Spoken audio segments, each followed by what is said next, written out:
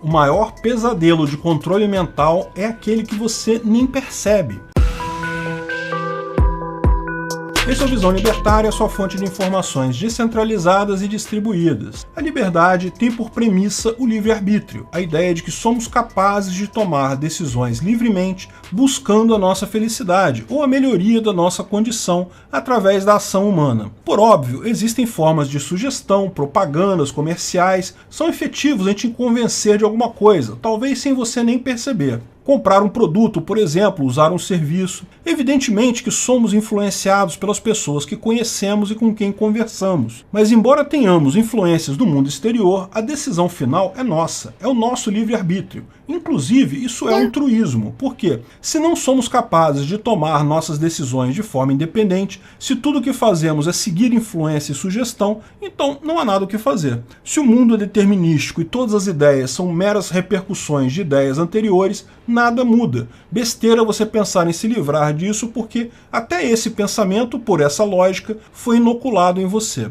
Vamos nos ater a outra possibilidade, de sim existir o livre-arbítrio. O fato é que vivemos assim com influências e sugestões. Certamente sim, mas em última análise, somos senhores do nosso livre-arbítrio. Temos a capacidade de buscar a liberdade. Porém, é inegável notar que o que nos dá essa característica é o nosso cérebro, o órgão mais complexo do corpo humano, que ainda é muito pouco conhecido. Mas a quantidade de informações, remédios, dispositivos desenvolvidos nos últimos anos para compreender e até auxiliar o nosso cérebro é muito grande. Falamos no vídeo Neuralink, qual a proposta de Elon Musk para mexer com a sua cabeça, sobre a proposta de um dispositivo com o tamanho de uma moeda que seria ocultado no seu crânio com ligações via eletrodos com neurônios específicos que permitiriam ser usado como uma interface entre cérebro e computador. Serviria para ampliar a nossa capacidade mental conectando o nosso cérebro a computadores, celulares, etc. Ao invés de você pensar numa frase e seus dedos acionarem um teclado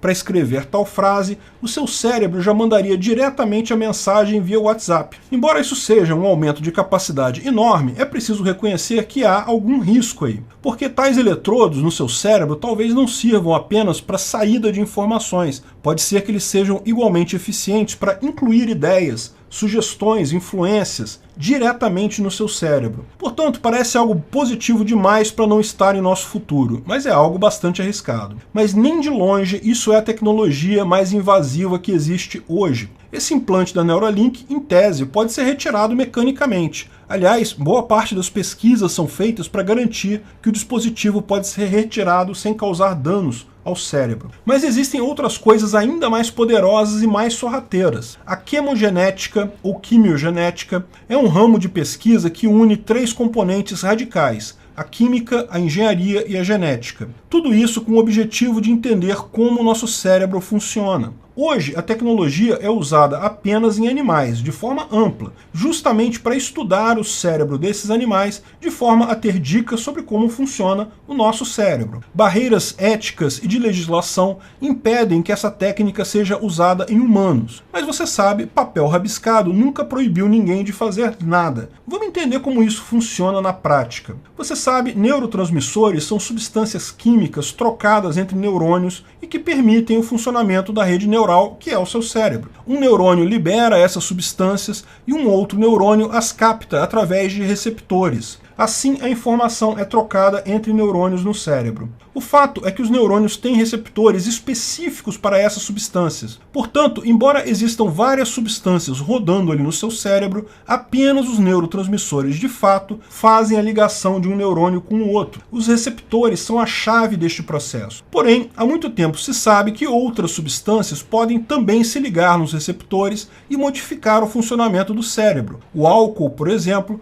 além de várias substâncias psicotrópicas, drogas, podem tanto acionar quanto anular os receptores, impedindo que sejam acionados, dificultando o funcionamento do seu cérebro. Essas moléculas são confundidas com os neurotransmissores normais do seu cérebro e causam uma enorme confusão ali. É por isso que o pessoal se sente ligado, deu barato ou qualquer coisa do gênero. isso é o efeito da droga no seu cérebro. Mas essas substâncias são substâncias que, por acaso, se ligam nos receptores. E se fôssemos além disso? Se projetássemos receptores específicos para drogas específicas? Esses receptores têm até um nome, DREADs, Designer Receptors Exclusively Activated by Designed Drugs, ou receptores projetados para ativação exclusiva por drogas projetadas. A ideia da chemogenética ou da quimiogenética é que você pode, usando engenharia genética, criar novos receptores, além daqueles que já existem no seu cérebro, em alguns neurônios, para substâncias diferentes dos neurotransmissores normais e também das drogas. De fato, se cria um par de receptor e droga, ambos sintéticos, que um responde ao outro. A implantação dos receptores nos neurônios pode ser feita por via cirúrgica, portanto afetando apenas neurônios específicos, centro do prazer, da dor, centros motores, etc.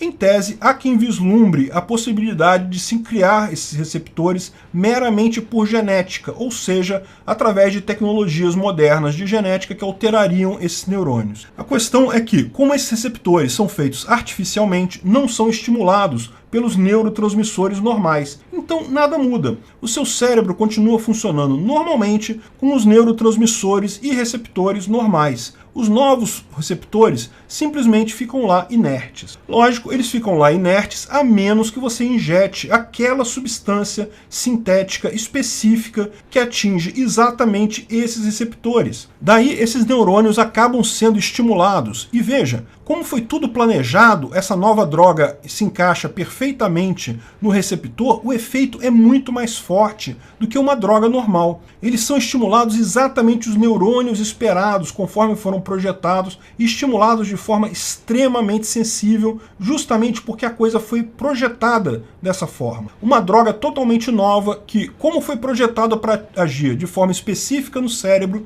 pode ser capaz de produzir efeitos inimagináveis, coisas totalmente futurísticas. Imagine alguém que faz uma cirurgia em você, talvez enquanto ainda bebê, e coloca lá tais receptores nos locais corretos. Sua vida será normal a partir daí, porque esses receptores, como a gente falou, eles ficarão inertes o tempo todo. Se um dia você deixar de pagar os seus impostos, ou começar a falar mal do governo, ou de qualquer forma se tornar um problema para o governo, basta eles borrifarem ou te darem uma injeção, ou te darem uma pílula com determinada substância que vai entrar no seu corpo, ativar os receptores e você vai experimentar qualquer que seja a sensação projetada. Dor, felicidade, sofrimento, angústia, vontade de pagar impostos, sabe-se lá. Lembra do livro Admirável Mundo Novo, do Aldous Huxley, em que toda a população é controlada não pela força, mas por uma droga chamada soma? Pois é, trata-se de uma forma de controle excepcional. Imagine, por exemplo, uma droga desenhada para fazer você se conformar com uma situação. Vamos chamar para efeitos didáticos de Conformol esse remédio hipotético. Ele imediatamente faz com que seu cérebro sinta prazer em uma situação que não é agradável de forma alguma. Olha, tem algumas vantagens isso. Imagina que você tem que esperar várias horas por uma consulta no médico. É uma situação muito chata, você não quer passar por aquilo, mas você tem que passar por aquilo. Você toma uma pílula de Conformol e olha que maravilha, tudo se encaixa, você vai ficar feliz esperando. Seu chefe te mandou fazer alguma coisa que você não concorda, você fica chateado, puto da vida com aquilo, pensa em pedir demissão, mas sabe que precisa do emprego. Então você toma um comprimidinho de Conformol e de repente seu cérebro se enche de prazer na obediência cega.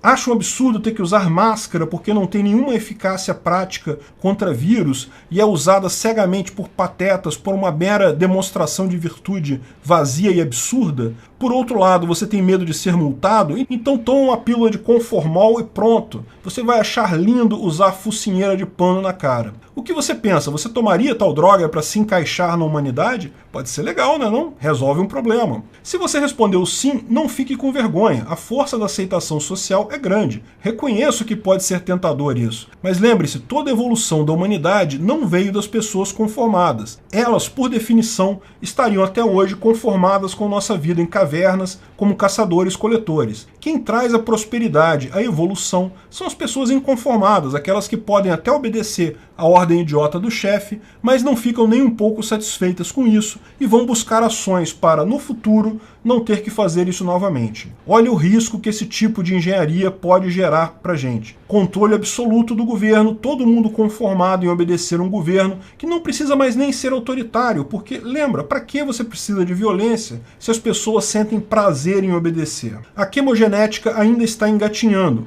Como eu falei, ainda é usada apenas em animais de laboratórios para estudar o funcionamento do cérebro, mas certamente esse não será o fim dos estudos desse tipo. Como toda tecnologia, ela pode ser usada para o bem, pode estimular pessoas com depressão, mal de Parkinson, quiçá resolver problemas de visão e audição em pessoas com deficiência, mas é inegável que traz um risco enorme de mau uso por governos autoritários. De qualquer forma, não faz diferença, porque mesmo que a população seja controlada dessa forma, lembre-se, governos são sempre menos eficientes que pessoas livres. Então, no final das contas, as sociedades que entrarem por esse caminho tenderão, no futuro, a ser dominadas por sociedades livres.